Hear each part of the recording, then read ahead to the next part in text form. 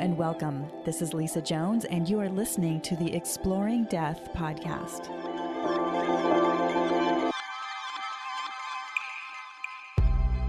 Hello and welcome to the Exploring Death podcast. I am Lisa Jones, your host, and today I have with me Anne-Marie Murzin. She is an attorney who had a life-changing near-death experience. After this startling wake-up call, she shifted away from litigation to help clients explore death and protect their loved ones through estate planning. She is a lawyer who practices from a place of love, who knows that there is life here and beyond. Welcome, Anne-Marie. Hi, thanks for having me. Oh my gosh, I am so excited to have you on my show. As you know, to me, one of the biggest things that people avoid in their life is doing their estate planning and, let alone talking about death. But going that extra step and doing the estate planning, to me, is such a vital part of really what you need to do to take care of your loved ones when they, when you pass. And I went through that with my husband when he was sick. I insisted that we went to an attorney, and I was so glad. In fact, let me pull some cards on this because I feel like there might be some great, insight from the universe about, people getting their estate planning done. Let's see what. Fantastic. Let's go to the cards. All right. Sounds good. Okay. All right. So this is so great.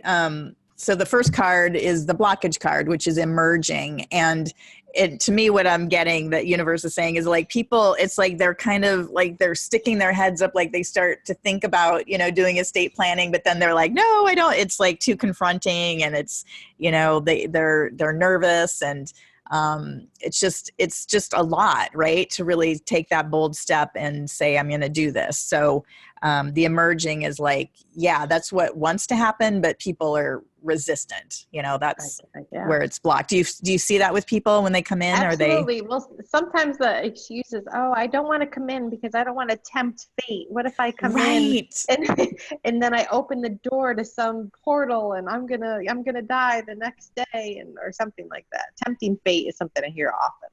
Absolutely. And I think that's a huge thing that people are like, yeah, I don't want to talk about it because I don't want to create it in my life. Right. And so exactly. that needs to be dismissed, because it's not that you're creating that, you're creating the amazing outcome down the line, rather than letting that. I mean, that's the worst case scenario, is to not have an estate and to let things fall to the wind. And what people don't realize is if you say you don't have an estate plan, you actually really do have an estate plan, because every single state has a plan for you as a citizen. So they've created the structure for you. And so the government creates your estate plan for you when you pass. And nowadays people are more and more aware they want to do things themselves without having the government intrude in their personal life.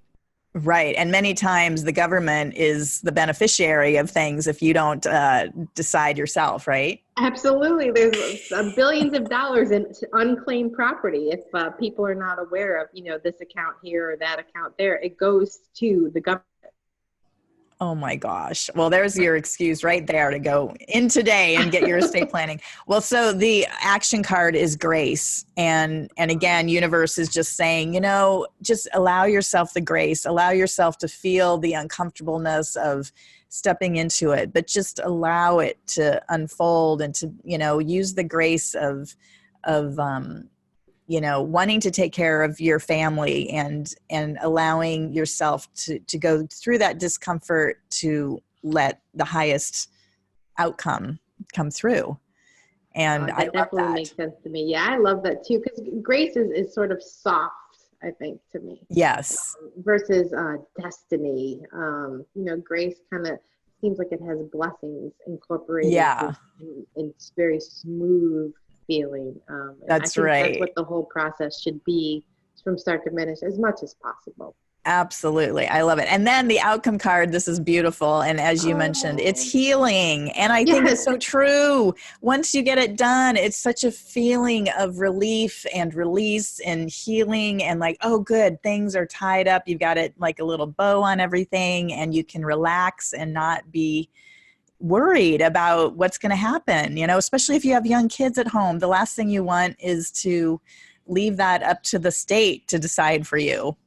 100%. No, I agree with you. And also, if I might just add, it and this is strange, of course, coming from an attorney, but I can guarantee that this is just, one dimension, or however you want to talk about it. Death is not really the end.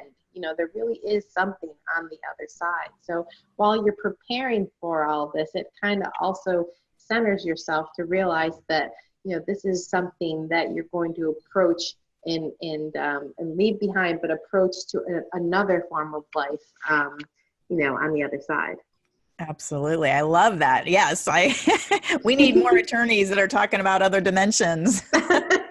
I know I'm coming out here as a believer. So I love it. I love it. Well, I think you're going to attract a lot of great clients this way, because I think that's another part of it is, in general, people think about calling an attorney and there's just almost like this brick wall, because maybe, if you've had a near-death experience, or, you've got this more spiritual side of you, it's hard to go into this kind of rigid attorney situation where they're very resistant to you being able to be open and really talk from your heart. So it's beautiful that you're a heart-centered attorney.